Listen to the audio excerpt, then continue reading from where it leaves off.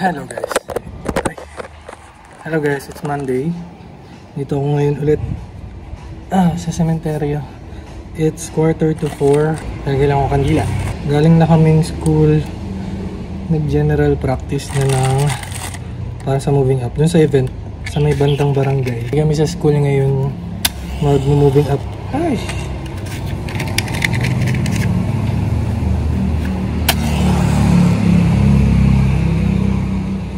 Yun, lumakas na naman ang hangin. Lakas na hangin.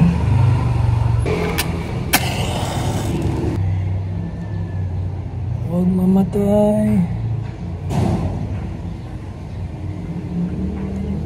Ay, grabe naman. Lakas na hangin, namatay ulit. Wait lang. Surang ko lang. Sobrang init. Wait lang.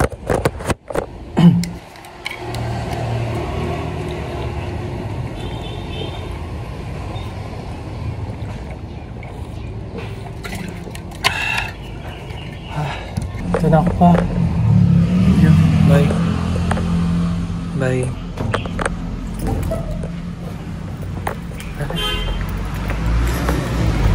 Sobrang init.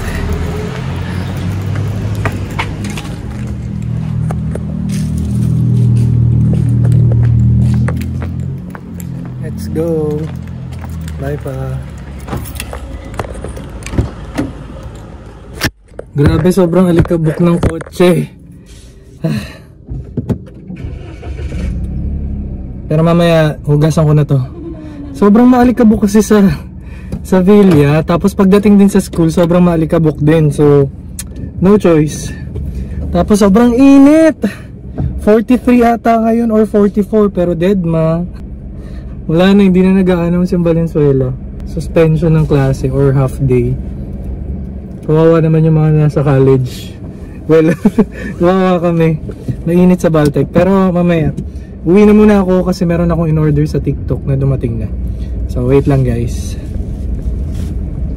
Pag tumaob kayo dyan, edi stop ko na yung pag-film.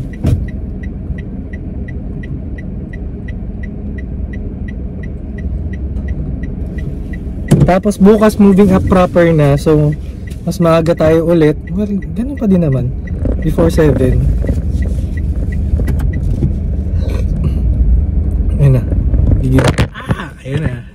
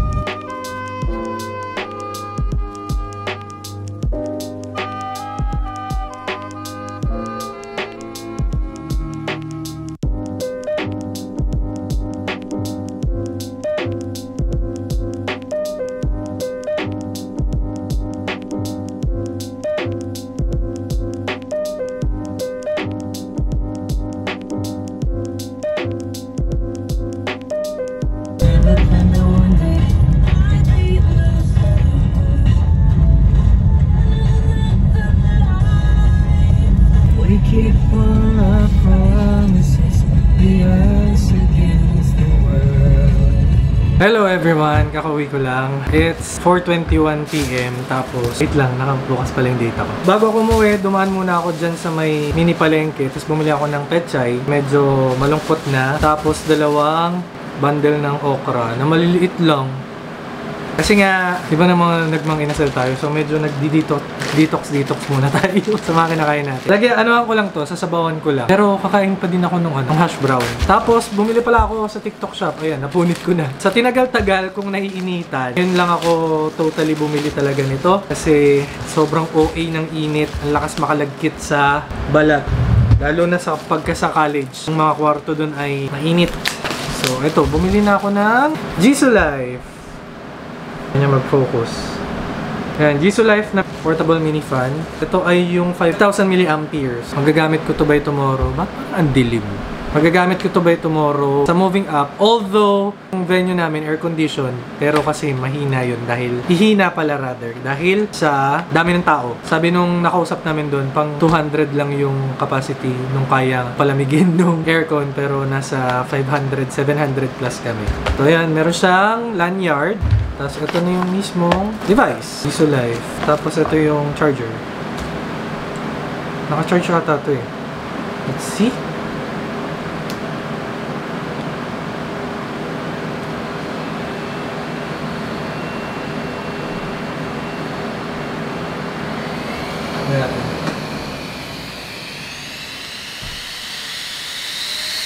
Pwede na. Lalo na dito sa loob.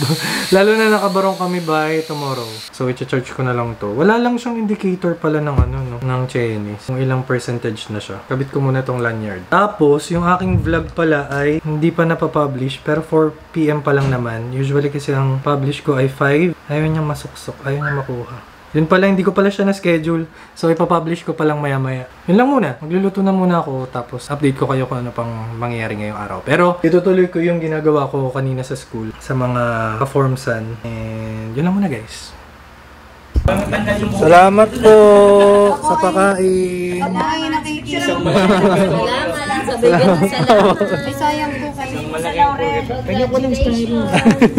Yung pichi-pichi, ano pa, pinadala. Salamat po ulit. Ma'am, kuha na kayo ma'am, pichi-pichi. Sige ma'am. Yung mukha ko na naman, salamat. Sige ma'am. Salamat, Laurel.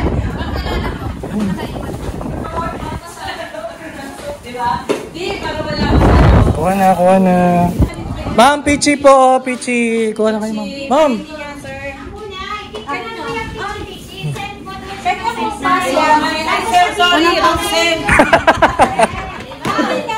Thank you daw, Laurel. Thank you. Thank you. Oh, Sorry, Laurel. walang panulak. Hello everyone, kakauwi ko lang galing ng Valtech tsaka ng kanina umaga ng school. Moving up namin kanina umaga pero hindi naman ako masyadong nag-vlog doon kasi sobrang busy. Basta yun. Pero may konti akong clips kanina kasi yung mga with honors ko sa section ko sa Laurel ay nagpakain sila sa mga teachers. So, yun. May mga konting clips akong pinakita kanina. Tapos, nung alas 3, ayun, may klase ako. Pero maaga ko silang dinismiss kasi sabi ko Holy Week naman. Tsaka sobrang init! Grabe, sobrang lagkit. Nag-update lang ako ngayon pero ito pala, regalo sa akin ni Bea. Bukod sa pakain nila, ayan, nagbigay din siya ng regalo. Ito ay keychain na cross and lengua. Tapos ngayon, kakain lang muna ako. Nagluto ako kagabi, kahapon ng ano, sinabawan ko yung gulay. Di ba sinabi ko sa inyo? Sinabawan ko yung okra tsaka yung pechay. Tapos nilagyan ko ng sinigang mix. Tapos meron ako natirang isang donut dito. Ayan, kakainin lang natin ngayong gabi. Mag-chill lang muna ako ng konti. Tapos maya-maya magpapahinga na ako. So, yun na muna. Ay, by the way pala, officially start na ng ating bakasyon sa DepEd. Pero since dahil may load tayo sa college, papasok-pasok pa rin tayo. So, yun lang, hinabol ko lang.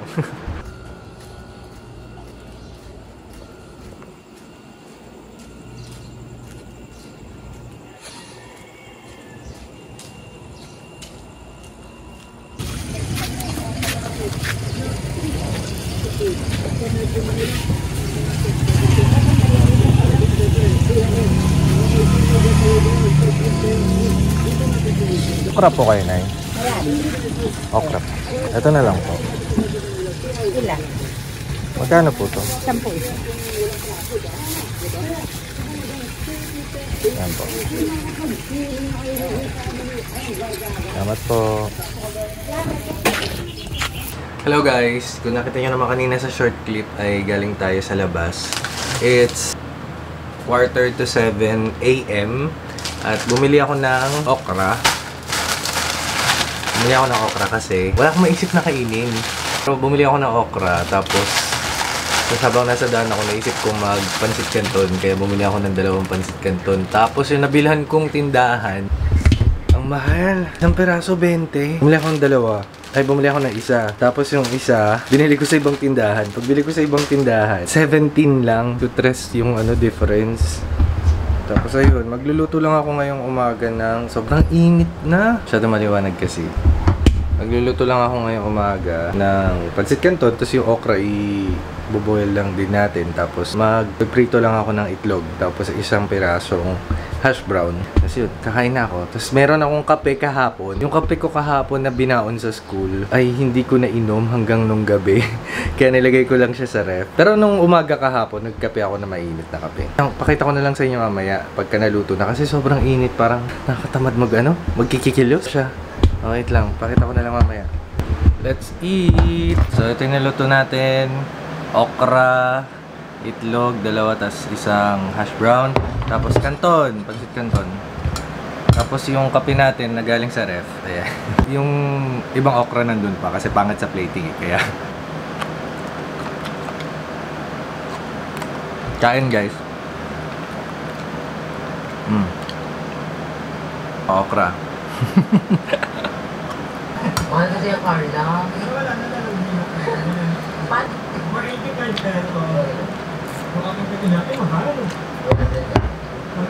Hello everyone, it's on the Thursday, Huwebes Santo ngayon. At hindi ako nakapag-update kahapon. Ano bang ginawa ko kahapon, Miyerkules Santo? Wala, nag-binge watching lang. Sobrang init, grabe.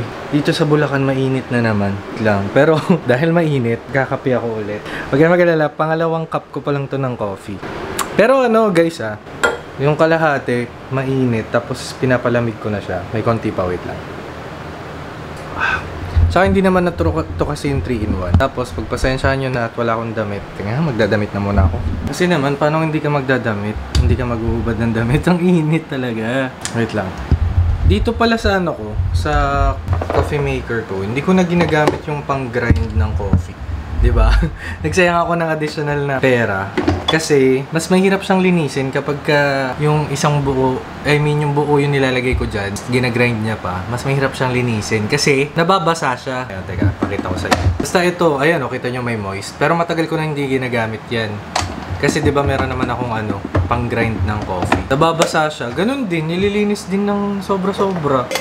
Kapag dito lang, yung mismong pinaglalagyan nito, lalagyan ko lang siya ng tubig, tapos papaandarin ko lang hanggang mag-run para nababanlawan na yung loob. So, hindi na siya masyadong hassle sa paglilinis. Wait, lipat tayo dun sa may lababo.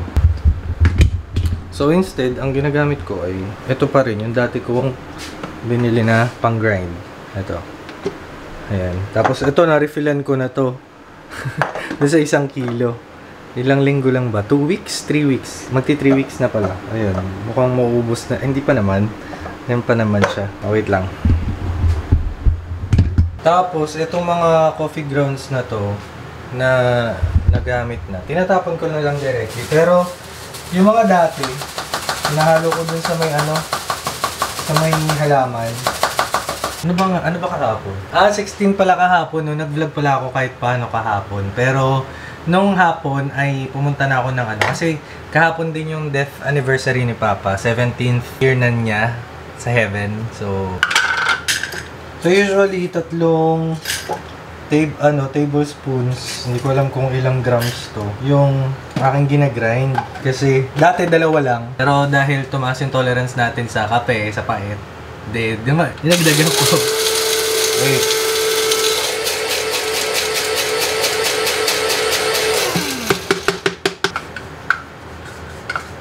Tapos pala guys, nagluto pala ako kanina. Hindi ko na napakita.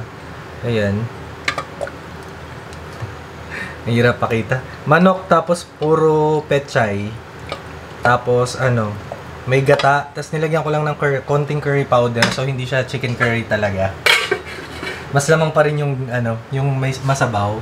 Para lang may hint lang ng ng curry powder.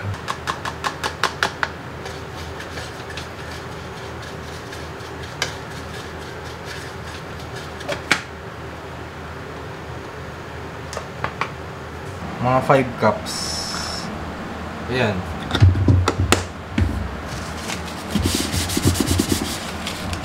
Nasan lang natin yung konting tubig. Tapos, ayan, nandito naman meron naman settings So, hindi mo na kailangan i-grind, kapag kailangan mo i-grind itong dalawa, tapos kapag may coffee grounds ka na, ito na lang direkta. So, bakit ko pa sinututor sa inyo, diba? Napakita ko na ata ito dati pa. Tapos, iinitin ko lang yung niluto ko na yun. Kaya maraming pechay kasi yun na yung nasa-serve ko na kanin. Hindi, meron pala akong patirang pandesal dyan kasi bumili rin ako kanina. Nung mga nakaraan, bago matapos yung aming school year, medyo nag-stress eating tayo kaya ngayon ay kasi madalas nakita nyo naman doon sa isang vlog, di ba? Nagda-donut, tas inasal, ganyan. Parang medyo sunod-sunod yung na yun. Araw na panay kain, tapos may pakain pa yung mga with honors na ko sa section ko. Tapos basta ganun. Dito, pagka-uwi ko, umorder ako ng ng pagkain, yung mga Bicol Express, mga mamantika, ganyan. Literal na stress eating talaga. Ngayon, nagsa-start ako ulit na cleansing, kumbaga. Kasi 'di ba kaya napansin niyo nung nakaraang mga araw lagi, madalas maraming okra, tas may pechay, may mga gulay ganun. Kasi mas pagka kumain ka ng gulay, mas matagal ka na busog. Kahapon pala dahil death anniversary ni Papa. Ngayon, medyo parang lang, naghanda lang ng konti. Yung bumili lang naman ng ng McDo. Ano pa ba? Wala, so far yun lang muna. Naka 11 minutes na. Hindi, sa bagay, ikakat-kat pa naman to eh. Yung muna so far. Ngayon, nanonood ako ng mga documentary. Yung halimbawa, yung nakikita yung mga remains ng city, yung hinahanap yung city ng Sodom, tsaka Moses, mga ganun. Ganun naman di ba tayo pag nagninilay-nilay. Tapos, fasting. Pero dati, alala ko nung nasa Gen T, syempre magkakatabi. Imbis na fasting, merong kasi may pakaridad. Tawag pala doon pakaridad, no? Yung may pakain. Pero sila nanay yun, sila yung mga tita ko. Nagluluto sila nung para dus-dus siya kapangpangan Ginatang bilo-bilo, yun. Tapos mga kakanin, ganyan. And yun. Ngayon, walang ganun. Siyempre, wala tayong kasama dito. Wala tayong kapitbahay dito na kamag-anak namin. Pero may nakikita ko sa mga GC na mga nagpo-post yung mga pakaridad, gano'n. Yung mga previous years. Ewan lang ngayon. Tsaka hindi ko rin naman pupuntahan nyo kasi yung iba malayo naman sa block namin. So anyway, dinaldal ko lang kayo ng dinaldal ngayon kasi kailangan ko lang mag-update sa inyo. Pero so far, wala namang nangyayari ngayon unless lalabas tayo pero mamahinga nga tayo eh. Magninilay-nilay tayo ngayon. Kailang muna, update ko na lang kayo kapag meron tayong ganap ulit. By the way pala guys, kaya ako nagre-reklamo na sobrang init ngayon dito. Although, dito sa baba, hindi naman masyado mainit, sa taas lang. Kasi, yung iwata ko na to, last year pa, ng mga bandang November, hindi gumagana yung pump niya. So, hindi na kagaya dati na malamig. So, hindi ko alam kung merong nabibili. Siguro meron naman nabibili na part na water pump niyan. Pero, wag na muna. Wala sa budget natin yun. Sa susunod na lang siguro. Pero, let me know. Baka meron kayong alam. So, i-comment nyo na lang yan. Yung pwedeng palitan ng parts. Pwedeng bilhan ng parts nitong water pump ng Iwata. Pero, for sure naman may masusearch ako. Pero kung meron kayong alam, comment nyo na lang.